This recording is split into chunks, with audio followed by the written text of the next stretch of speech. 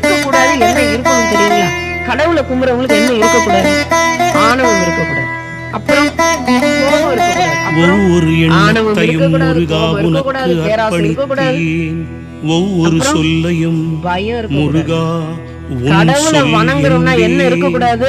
ஒவ்வொரு நம்பிக்கையின் செயலும் அடையாளம் என்ன முருகா தெரியுங்களா? உன் நம்ம செயலப்பா. மனசுல ஒரு துளி பயம் அப்பப்பா இருக்கக்கூடாது. ஒரு முருகனின் தாயினுடைய அருளே தோள்கள்ல ஏறிக்கிட்டு இப்போ ஒரு ரோட கிராஸ் பண்றோம், ஆதாரமப்பா. கைய புடிச்சிட்டு போறோம். குழந்தை அருளெல்லாம் எங்கேயாவது நீங்க முருகன், பாருங்க, பொருளெல்லாம் ஏதாவது முருகன், குழந்தைங்க பயப்படுமா? எங்க அம்மா ஆதாரம் புடிச்சிடும். அது லெஃப்ட் ரைட் மூலாதாரம் பார்க்கணுமா? அனைத்துமே அது பாட்டு முருகனப்பா. கிராஸ். நம்ம தான் லெஃப்ட் பார்க்கணும், ரைட் பார்க்கணும், ஆதாரநாதமாயிருப்பவன் சிக்னல் அடிபற்றி விழுந்துச்சான்னு பார்க்கணும். ஆனா அந்த சரணமடைந்தவர்கள் தாயினுடைய கைகளிலோ இல்ல அந்த சாதிக்க குழந்தையினுடைய வயதுக்கு ஏத்த வேறு மாதிரி தோல்ல தூக்கிட்டு போவாது. ஒண்ணுமே இல்லையப்பா. இல்லை, தூக்கிட்டு கிராஸ் பண்ணும். அந்த உன்னுள்ளும் பயமற்ற முருகன், தன்மைக்கு தாங்க என்னுள்ளும் கடவுள் முருகன், வராரு. உன்னுள்ளே மேலும் முருகனை மேலும் பயத்தை கொடுக்கறது இல்ல கடவுள். முழுமையாய் உணர்ந்து கடவுளுக்கு இது விடு. பண்ணலாம், இது பண்ணலாம். கடவுளுக்கு அது ஐயோ, உன்னுள்ளே பயமற்ற தன்மைக்கு உன்னை அழைத்து செல்வதப்பா கடவுள் வழிபாடு.